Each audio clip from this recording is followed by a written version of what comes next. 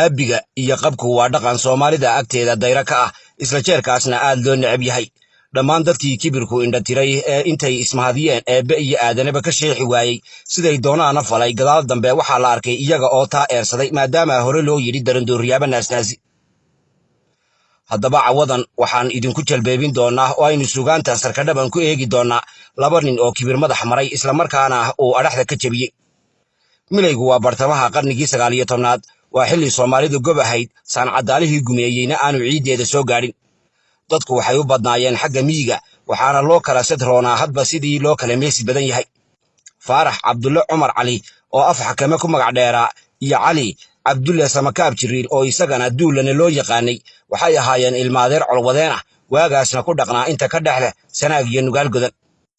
waxay ahaayeen laba nin oo dadka wixii ay ka turroonaayeen ku taagsaday wixii ay xoolo arkaan xabaari jiray waxay ahaayeen laba nin oo iskarabsada isla markaana duulaano kala duwan hadba u qalqaaliya meeshii loogu sheego kadimo ama reysimo geel dagana iyo wagan farda ah sida ay ugu hubeen lahaayeen waxay noqdeen laba wiil hoog oo gabraarta sidoo kalena dam ka dhigay dad iyo dunya gaar ahaan dadkii waagaas ku uunaa Sanaag Nugaal Cayn Togdheer iyo ilaa godanka ciideed sidii ay rabaan ayay u gaalabixi jireen afarta baynajo iyo dhulka aynu soo sheegnay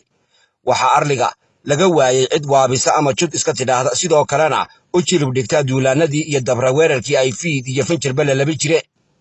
inay ahaataba nimankaasi waxay kadaaliyaan oo marba beel col geliyaan xoolo xabaaraan isla markaana tadhaanba waxay gashaanti markaas uun udub cad noqotay asay u xidhaanba waxay madi habari keligeed eegan jirtay bilaawaha ku haylaanba waxay reero nabad ku soo hoyday galindhaxaadkii habeennimo miraanba labadii gardarro ku heshiisay dowbay ku ciloobaane maalintii dambe ayay iyagii ka dhex tolatay waxaana la isaga carra qaaday af xakame iyo inadeerkii cali duulane sida ay dadka sheekada weriye nagu soo simeen cali duulane iyo af xakame oo isgarabsanaya ayaa geelal ka soo dhacay ool habar yoonisa oo jeelkaas deganeyd bannaanada xalxaliseed iyaga oo soo marodugay geel koromada dhex qaadaya kumanaan yihiin sidoo kalena haleelada iyo horweynta la tiri karin haddaba kolka geel la soo qaado dhaqanku wuxuu ahaa in colkii soo dhacay ay qaybsadaan isla markaana si siman loo wadaago taa darteedna waxay colkii geela boolida ah soo mahoobiya gudagaleen in geela la kala tirsado oo nin waliba wixii ku soo hagaaga farta laga saaro waxaa la sheegaa waa iyaga iyo allahooda tiyo hawli halkaa marayso ayaa waxaa golihii qaybintu ka socotay soo joogsaday niman dhallinyaro ah oo aan iyagu ka mid ahayn raggii geela duulaankiisa ka qayb galay barbaaradan oo ahaa oosha cali naaleeye waxay la qoonda ahaayeen faarax af xakame waxayna dooneen in iyagana wax laga soo gaadhsiiyo halaha la kala boobayo hase yeeshee waxaa taa ka dhaar maray jifidii reer jibriil ee uu cali duulane ka soo jeeday waxayna ku doodeen inaanay gar iyo dow ahayn geel la iska siiyo rag aan kurusweynaha la kala saanyanayo xabaadhkiisa ka qaybgelin markii halkaa la kala istaagay taas waxaa ka cadhooday baa la yidhi isla markaana in isaga la xiniyo taabanayo u qaatay faarax af xakame oo kolkii horeba xadhig lama sitaan ahaa taasoo keentay inay dharaartaas kala dabayshadaan labadii nin ee ilmaadeerta ahaa uunka eebbe inay dhibaan najaalka ku ahaa waxay kala samaysteen laba col oo baarka iska eegta fardahoodana isbidhaan eegto kii lagaga horreeyana birta laga aslo waxaa la sheegaa kale ufoodka labada nin inay wehelisay aargoosi uu maaganaa faarax af xakame oo maalintii dhallinta reerkooda geela looga dhaar maray tale ku gooyey in xilli ay ahaataba uu maalin uun ka aarguto ardaaga reer jibriil ee cali duulane ka soo jeeday inay xaajo halkaa heetisoba labada colna deeradu dhexdooda ka hif leedahay ayuu cali duulane holladay hawo guur iyo inuu gashaanti la dadab galo duulane waa nin magac leh colwadeen ah isla markaana garbihiisa ay tuban yihiin barbaaro wada gaashanqaada oo timaha geydhaystay taa darteedna waxa uu u geed fadhiistay samawada axmed maxamed oo u dhalay nin milgo iyo maamuus ku lahaa dhulka maanta loo yaqaano Togdheer samawadi waxay ahayd bilcan uun kolkaas gugeedu 15 gaadhay guudkana fidhatay isla jeerkaasna qurux iyo dhabanna kaga tilmaanayd hablihii aynigii la ahaa hadal lagama gelin inanta uu cali duulane soo doonay waxaana halkii lagu kala qaatay wixii xarago iyo xeer guur u ahaa isaga oo cali duulane soo tubay kadin geel ah oo baarqabkii ku doobiyey ku lamaan yahay faras booda iyo qorin maadhiyara ah oo jeerkaas uun dhulka soo gaadhay waxaa labada jeerood ee xidhiidhay ay ku ballameen in kolka eebbe carriga maansheeyo roobkii gugana la arko lala kala wareego xilaha iyo wixii kale ee xaalxaala sidii eebbe laga arki jiray waxaa curatay dhibicdii seerma weydo iyadoo sagaalihii dirinna uu ku xigay ballan habeennimo jarmaado subaxnimo ayay leedahay reerkii samawada ay ka dhalatay waxay galeen qalqaalo iyo shaqadii lagu wareejin lahaa gabadhii ay jilaalka bixiyeen. waa reer ladan, ninka loo wadaana waa abbaanduule ay xeradiisa ku jiraan xoolo mulbisa. iyadoo taa laga duulayana waxaa gabadhii la soo raaciyey wixii gashaanti aroos ah lagu dhibaadin jiray, kuwaasoo kale ahaa cawsaska harada ah, kebdaha daabaca ah, dhigaha iyo loolka, timir basre laga keenay, malabka iyo muqmadda isku qoofalan, subagga waxaar dhaafay iyo weliba wax kale oo aan tiro lagu gaadhay, kuwaasoo lagu soo raray awrtii caysa oo afka saartay Majaa iyo Cali Duulane oo jeerkaas nugaal ku sugnaa. below way dambaysay awrtii xidhiidhsanayd ee inanta aroosadda ahna gibilka ku waday ayaa goor galab ah oo casarliiqa markii cadaaladu badbadatay soo dhinac maray ool meel degan, kadibna inta la joojiyey ayaa la haybsaday. markii loo sheegay in koramada heeriyeysani ay ku jeedaan sidan iyo guryihii Cali Duulane ayay arrintu cayn wareegtay oo xaajaba xagga kale isu rogtay. show ma ogee reeraha meesha degani waa ninkii aafooyinka qabay in la wadi jirayba. markii af xakame loo sheegay geediga meesha maraya ayuu u yeedhay raggii gabadha waday, wuxuuna ku amray in awrta la kabaal qaado, gabadhii Cali u socotayna isaga dhankiisa loo soo meeriyo. raggii gabadha waday ayaa afarta dhaban qabsaday, iyaga oo ka yaabay waxaa Faarax af xakame ka soo yeedhay. hase yeeshee nin af xakame yaqaana lamuu yaabeenbe. nimanka inanta gelbinaya ma haystaan hub ay iskaga baaciyaan colkan jidgooyada u galay, mana daafacan karaan gabadha samawada ee aabiga lagu maroorsaday. raggii oo cagaha jiidaya islamarkaana diminta qaniinsan ayaa af xakame tiisii ku raacay, islamarkaana ku wareejiyey wixii ay deegaanka beer ka soo dhaqaajiyeen. war xumi dugsi ma fadhiistee arrintii ahayd in samawada oo Cali Duulane loo waday jidka loo fadhiistay ayaa gees walba ugu faafay. odaygii gashaantida la kala dhacay dhalay ayaa cadho jiq noqday. hase yeeshee Faarax af xakame ma aha nin waxaasi dhibaan, wuxuuna dhambaal jees ka muuqdo uu u diray dhinacii samawada aabaheed, isaga oo si kibir ku dheehan tahay ugu sheegay inuu gashaantida calaf ku yeeshay oo looga hadho, islamarkaana uu haddaba isagu kula xidhiidho xoolo ka badan kuwii uu Duulane dhiibayna uu ka bixinayo. duqii gabadha dhalay ee inanta uu ninka u hibeeyey dhaca lagula kacay, sidoo kalena maag loogu daray, wuxuu si cadho leh uga soo jawaabay hadalladan dhaqanka baalmarsan ee ka soo yeedhay ninka gabadhiisa xoogga ku haysta ee af xakame,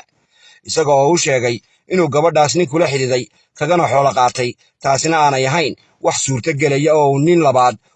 aanu kula xidhiidi doonin. si kastaba ha ahaatee warkii duqu wuxuu ku dhacay dhaga awdan oo kibir ka buuxo, waxaana gabadhii samawada oo ahayd oosha habar jeclo ay mar dambe la baxday tafadhig. ugu dambayn Cali Duulane in xilihiisii la dhacay ayaa dhulka ku faaftay oo wada gaadhay. markan oo kalena waxaa kansho hela rag huud iyo habaar ku qaba sida dadka la isugu soofeeyo islamarkaana goradda la isugu geeyo. haddaba nin la odhan jiray Aadan Axmed Dubbe oo ku noolaa xeebaha Xiis iyo Maydh oo lahaana taxdhiga oosha Sacad Yoonis ayaa loo sheegay in Cali Duulane afadiisii la xabaadhay. waa ciyaarihiisii wuxuu gabay xoog soo tiriyey, gabay mar wiirsiya, marna guubaaba, marna tirtirsiya, marna uu dagoba ku sii saarayo xaajada, isagoo ka sheekaynaya in weligeed haleelo geel la kala dhici jiray balse ay dil tahay in xilo la kala dhacaa. wuxuuna gabay xoog gabay ku yidhi sida toga Xiis iyo Maydh ilaa tan iyo xaabeeya, geel waa la kala xoogi jiray oo xubin rag weeyaane, wax seexin iyo go'ay naag ninkii laga xeraystaaye. xog ma mooga nimankii fadhiyey xerada beereede, xambaarada ku taal reer Jibriil, xiiro timihiiye, Cali wuxuu la xadantoonayaa ximay ku oodeene, xalwo timira xeeryaha barnida, malab xawaar dhaafay, dhibaaddii la soo xulay tan iyo xoonka habar Yoonis, xubno jeedaley Faarax sow uma xalaaloobay bele ku degtay. gabaygaasi wuxuu ku noqday Cali Duulane fallaadh dhacii afadiisa kaga daran, iyada oo lagu haasaaway islamarkaana uu carrada dhex qaaday.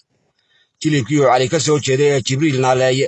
waxay go'aamiyeen in duulaan ay hudiyaan si Faarax af xakame iyo gebi ahaanba Cali Naaleeye la isugu la geliyo. waxaa la sheegay inuu taas diiday mid ka mid ah talaqabeenkii reerka oo soo jeediyey in arrintaas si kale lagu dayo. waxaa tale lagu gooyey in la diro rag ilaalo ah oo soo qoolaaliya dhanka af xakame, waxayna ilaaladii la diray xidhiidh dahsoon la samaysay nin mindhisme ah ama inanlayaal ku ahaa oosha af xakame balse reer ahaan ka soo jeeda docdii xilahooda la dhacay. ninkii inanlayaalka ahaa wuxuu raggii galdayska ahaa u bitiyey in samawado galabtii kolkay tahay ay dagan tahay oo la heli karo, maadaama ay balli halkaasa tagto. raggii markay xogtaas biyo kaba dhibcaanka ah heleen waxay fardo ku soo xidheen jeex aan tahan ka dheerayn meeshii tilmaanta lagu siiyey, iyaga oo raad gadanaya islamarkaana marba geed isku loo haya ayay galabtii dambe yimaadeen rabadantii agtooda. waxay la kulmeen afadii weyneyd ee uu qabay af xakame iyaga oo kolkay isu sheegtay weydiiyey gabadha lala guursaday ay tahay iyana waa naag masayr biyo dhiga oo besteeda ah waxay ugu tibix siisay in qoftaasi qabto mare cureeji ah oo midabkeeduna casaan yahay isla markaana ay tahay aroosada cidiyuhu guduudteen oo cilaan saar badan marsan ragga oo maanka ku haya sumadaha la sii siiyey ayaa u dhaqaaqay dhankii ballida ee ay xaawalaydu ku joogtay iyagoo markiiba gartay gabadhii abaanduulahooda laga soo dhacay ee sabowda intaan laba tukayseegin ayay gacanta qabteen gashaantidii dhacnayd isla markaana ay la tageen sidan iyo jeexii farduhu ugu qoofalaayeen waxayna isla habeenkiiba ku hooyeen guryihii cali duulane kol labaad ayaa dhulka lagu faafiyey wacaasha sheegaysa in cali duulane uu soo aarsaday isla markaana uu soo dhacsaday gabadhii dharaara ka hor jidgooyada loo galay waa dheeshiisii iyo ninkii iskudirka ku baanaa ee gabayxoog ayaa kol labaad buuraha ceerigaabo ka soo dawiyey maanso tii horeba ka sii xanuun badan oo uu ku dagaalgelinayo ooshii cali naaleeye iyo abbaanduulahoodii afxakame waxaana uu yidhi gabayxoog cirooliya warfaa kama dambayn beesha reer cumale dirir wuxuu la cadanyoonayaa ceebta maanta ahee caateeyihii kibirsanaa cirid miyuu seexday ilmo caamir kama soo orshaan karin cidhiidhyoone caanaha siday dhamahayaan cawke iyo hiirad naagtii cureejida qabtiyo marada caarcaar leh naagtii cidhbaha looga raray koramo ciiraaya naagtii curboonayd sidii cadandharkii yaallay maalinba nin bay caashaqdaa cagawadaadleeye maantana tallaaba cutiyaay cali miyey raacda hadde laysku kaagel gabayganina wuxuu noqday dhimbiil meel daran kaga dhacday ninkii kolkii horeba kibirka la cadanyoonayey ee faarax afxakame inkasta oo gabadha cali duulana kaxaysay ay ahayd afadiisii uu dayrtii hore mehersaday inkasta oo afxakame xiniyo taabasho mooye aanu wax kale u dhicin dhibaaddii iyo dhaxdintii burco duleedkeeda ka timi inkasta oo uu la hadhay wixii mariin iyo xarrago gabadhaas lagu soo gelbiyey haddana waa nin bele wadee faarax afxakame wuxuu la shir yimi in laga gardaran yahay oo samowdo laga dhacay ilan way hagrinaysaa wuxuu qaqaaliyey col gala oo soo gebagabeeye ooshii cali duulane ragga low kibirka eega nin xilahaagii kaa dhacay oo kolkaad ka meersatay haddana kugu daba jooga xaggee lagu arkay waase meel eebba wax ka wade ah oo qabarka banfileeyahay ooshii xudintaalay ee reer jibriil waxaa la gaadhsiiyey in afxakame iyo ciidankiisii ku jiraan diyaargarow dagaal islamarkaana iyagaa lagu soo maqan yahay markay halkaa marayso maweysaa dhowran cali duulane iyo jufadiisii reer jibriil waxay tale ku gaadheen inaan la sugin gulufka ku soo jeeda iyo colkaa ku soo beegan iyagoo dacdooda guntiga dhiisha isaga dhigay islamarkaana diyaarsaday wixii ay gaashaan teeri awlax ciis gamas bilaawe magli iyo gaale feli karaye si gaara wuxuu cali duulane isugu jaani qaaray warankiisii oo uu kolkaas uun berbera ka soo tuntay iyo gaashaankii geeska wiisha ka samaysnaa ee birtu aanay kari jirin halka uu ninka biladu wadato ee afxakamana intaa dhiggeeda ta'abka ka buuxsaday waxaa la sheegaa in meel hadda hilaadii u dhaxaysa gobollada sool iyo sanaag ay labadii col ku kulmeen majaasoo hore loogu ballamay cali duulane wuxuu ku joogaa faraskiisii dhaayatiix oo ahaa singe xamar ah islamarkaana ka tilmaanaa gamaankii nugaal miran jiray maalintaa nin waliba wuu soo dardaarmay oo inuu guul la carraabo ayaa ka go'an wax lays coorcooriyaba kolay gadiidkii cagacagaynayso ayay labadii col bilaabaha isula galeen qacda waranka qoobka faraska iyo qararaxda gaashaanka ayaa in muddo ah majaalle isku galay ka yeedhaysay cali duulane wuxuu kolkii horeba isku beegay ninka uu ka fadhihi waayey ee afxakame isagoo nidar ku maray in midkood xaggii loo badnaa loo diri doono warba waa ka dambeeya cali duulane oo nadiga u nacaya faraskiisii dhaayatiix isla jeerkaasna gacanta midig ku lalinaya qaarkiisii weynaa ayaa docdaa ka soo galay halkii uu faarax afxakame dagaalka kaga jiray ama ka liishaamay intuu gadaal kaga yimi ayuu isula gaabiyey afxakame oo sii jeeda sida dadka sooyaalka wariye ay noo bitiyeen afxakame wuxuu ahaa nin ka cawarnaa isha midig taa darteedna wuxuu cali duulane ka wareemay dhankii uu iinta ka qabay isaga oo kaal weyn kaga aasay halkaa naaska bidix gadaal kaga beegan colkii afxakame oo arkay nabarka ku sii socda abbaanduulahoodii ayaa aflabadii ku qayliyey war faaraxow ninka ku dil nin dhuufoon oo weligii dagaalamayey buu ahaaye afxakame si degdeg ah intuu u kala jeestay ayuu xabad hoota dhigalay ah ka daba tuuray ninkii waranka ka taagay waxaa la sheegaa in shiishku uu ku dhacay faraskii cali duulane ee dhaayatiix kaas oo afrigada goostay cali duulana halkaas ayuu ku qurbaxay labadii col waxaa taag badnaa kii reer jibriil taa darteedna waxaa dibugurasho sameeyey ciidankii cali naaleeye ee afxakame ka dhashay taas oo keentay in goobtii lagaga cararo afxakame oo dhaawaca islamarkaana qaldhabaya barbaar dibnaha ruugaya kana tirsanaa colka ninka la gaban waray ee cali duulana ayaa soo dul istaagay af xakame oo meel geylaansan sidoo kalena jalaadaya dhaawaca soo gaadhay awgii eegmadii hore waxa uu maleeyey faras meesha ku dhacay oo qoobabka ku rafanaye hase yeeshee kolkuu daymada ka bogtay ayuu dhab ahaan u gartay in qofka meesha ku walkadiidaya uu yahay af xakame taa aawadeedna intuu iska soo gooyey amley aad u afaysan ayuu 10 jeer ku aasay af xakame oo kolkii horeba naftu ku daba yaray labadii colis gale labadii nin ee jeeruumiyaha ka soo hoydana gacantooda isku makale waxaana gigi bannaan lagaga dhaqaaqay iyaga iyo 100 barbaar oo kale haddaba tulweynihii dhulbaantee gaar ahaanna beesha maxamuud garaad ayaa guddi u soo diray sidan iyo meeshii la isku galay iyada oo la maagay in daawo la kala dhex dhigo jifooyinka naaleeye axmed ee birta ah isu nacay waxaa la sheegay inaanay raggii hore aqoonin beenta iyo ballanka baxa taa darteedna raggii uu ka soo jeeday cali duulan waxay qabeen in laga gardarnaa islamarkaana aanay nabad la qaadan karin duulkii wixii la ogaa ku falay nin la odhan jiray faarax dheere oo docda cali duulan ka soo jeeday ayaa mariyey gabay dheer oo uu kaga sheekaynayo wixii dhacay sidii loo dagaalamay iyo in nabad ceel dheer ku dhacday oo waanwaani dhacatay waxaana uu yidhi faarax dheere carfisame haddaad reer tolow codiga eegaysid gabay waa catow iyo cinaad labada caynoode hadba kii cindiga kaa jiraa lagu caweeyaaye marna inaanay kale ceeshahayn waa caddaan runa cayn iyo casuuriya nugaal cali iyo sii xawle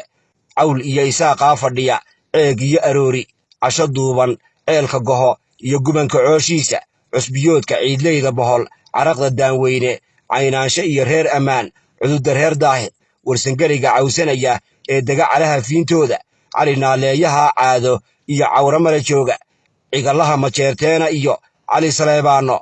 colka reer cismaan iyo hartiga wada cashaynaya magaalada caluuliya intaa cadan u sii jeedda ciddaasaa ogayd maalintay nala colloobeene iyagaa colaad naga kasbaday waqay ciniinaane ciisiyo saleebaan iyo halkuu joogay cali aadan ina sugullihii noo curtiyo cidihii reer yuusuf cid ma dhaafsadeen reerihii calan ku saarraaye camal baanna soo kala rariyo tala carruureede waxaan awrka uga soo cilalay cigihii yaa heele cawo iyo labaan soo dhixiyo dhowr cishoo idile carraabiyo guduudan kuyni cidhifka buureede kuwan wacad ilaah waa cajabe cayniga u mariyey cambargeela cawl iyo idiin culus wadaasheeda casal waanigii soo tubaan cidi i weyddiine cuni waaye sadadaan xuliyo calaf ammaaneede waatay col noo ururiyaan calaf ha waayaane haddii ceelaf weyn iyo guraad ciidan laga doonay oo carabta laga soo qabsaday galiyo coonkeeda waa gaas carraabaya haddii shir la coodaashay celcilowga galabeed haddii calas la heenseeyey sangacooddi weyn iyo darmaan cuna barowrowday caska waaga guutadu hadday calaha soo maaxday ciddayadu kobtay tiil hadday cagaha soo saartay haddii ciidamowdii horiyo cararidid yeedhay carruurta iyo naagaha hadday camaladii roortay cudud naga badnayd iyo dadka cayn walba lahaaye rabbaa ciidan noo soo diriyo caadil nebigiiye cosob iyo cillaanay kobtay ciiro ololaysay calafqaadka raamsiga hadday laba canlaynaysay candho dogob la moodiyo hadday kurus la ciiraysay cuurkaannu nahay bay fadhide gegidii ceebeede waataan wadaadkaan calmaday caanaha u shubae waataan sabeen calan leh iyo caado gowracaye waa tii camiya lagu akhriyey curufka diimeed hilbaheeda waataan la cunin cooddi iyo jiidhe goortay cindiga soo dhigteen cabaso guurguulka anigoo sidii ciil nin qaba cagaha jiidaaya goortay cayaar weerareen caafimaad hele coorcoorintii hore waxay calafna moodaanba cagta waa kuwii dhigay markay naga cabsoodeene casarkii haddii boosa gala daba culaalayey cali yaa lahaa iyo haddii cod iga soo yeedhay asaan ciirku naaxyada warmaha caarada u saaray ciiska iyo hootada haddaan dhiigga ku caseeyey ceeboobe goortay sidii cadaru gulmeene waatay sidii wanan corboon cayilu naaxeene cuskinnada rikaabkaa markuu dib ula ciiraayey caynaanka waatay rogaal cidhibin waayeene nimankii cibaarada dhigee caaqibada diiday ma lahayn ciyoon bay isrogi dirirtii ceebeede cidhbataagsigii dirir qabiyo cogogoftii yuusuf cali shire caateeye iyo awke iyo hiirad cuskinnada rikaabkay farduhu dib ula ciireene carfigii ka duul wiilashii calanku saarraaye lana carraabe ciiliyo darxumo curadadoodii haddii cuurkii maxamuud garaad caaqibo u yeedho oo lays cafiyo ama tolnimo laysu soo celiyo marna aniyo buukada cuflaan camal heshiin mayn allooma gebi daawada sida aynu sheekadan kaga boganay kibirka iyo santaagu waa dhaqan aan la mahdin sheekadanina waxay ka mid tahay kuwa ugu shilis ee tusaalaha nool u ah gardarrada iyo adyadda indhabeelka ah ee aadanaha lala soo doonto sheekadan oo tafadhiig la magac bacday waxaa haatan laga joogaa in ka badan 150 gu waxayna tan iyo jeer ka ahayd mid lagu hoga tusaalayo cid kasta oo la arko inay hayso dhabahaas laga naasnaasiyo ragga arrintan tusaalaha u soo qaatay waxaa ka mid ah gabyaagii weynaa ee la odhan jiray Ismaaciil Mire oo jeer magaalada Laascaanood ku arkay nin la jaada af xakame iyo duulane oo magaciisa la odhan jiray Carab Dheere isla markaana ku aayooda reeraha xabuusheed ama habar jeclo Ismaaciil Mire oo madashii uu ninkaa kula kulmay ka mariyey maanso uu ku taxay raggii kibirkooda eersaday waxa uu ku yidhi meelisyo ay ka mid ahaayeen af xakame karkabadii u ay iyo kulaylkiiye ka dambe caluu yidhi intuu kaaha guursadaye kii kalena kaal weyn u tubay karina waabeeye ragoo kibirka waa lagu gufaa kaaha la ogaado sidoo kale gabyaagii caanka ahaa Salaan Maxamed Xirsi oo loo garan ogaa Carabay ayaa markuu kala hagoogtay laba ciidan oo tolkiis ka wada tirsanaa isla markaana warmaha isu afaysanayay Salaan oo madasha ka tiriye geeraarkiisa arriga laga wada yaqaan ee talow calka George ayaa sidoo kale mariyay gabay ku abhinayo duulkii isu hariilayay gabaygaas tuduc ka mid ah ayuu Salaan ku soo qaaday sheekadii aynu caawa ka durduuranaynay ee Cali duulana iyo af xakame isagoo yiri dayax soo iftiimiyo qoftaad dahabka moodaysay wax dalaayad la isugu margaday darabkii saaraaye jeero dabriyo la is cusqaday dooyo iyo weerar duulanaba diid xaajadan dowga ku ahayne daaqiyatul mawdkii dhadhami uu duraansaday didlaaca waa bari colkii la isdabaalsiiyey bihi daraysmadeen reer Jibriil digashaloolkii nina faarax kama daawo gelin caynkii loo dilay dugaag baa calfaday feedhihii dariibta weynaaye nima yahow tolnimo waa dugsiye dunida jeedash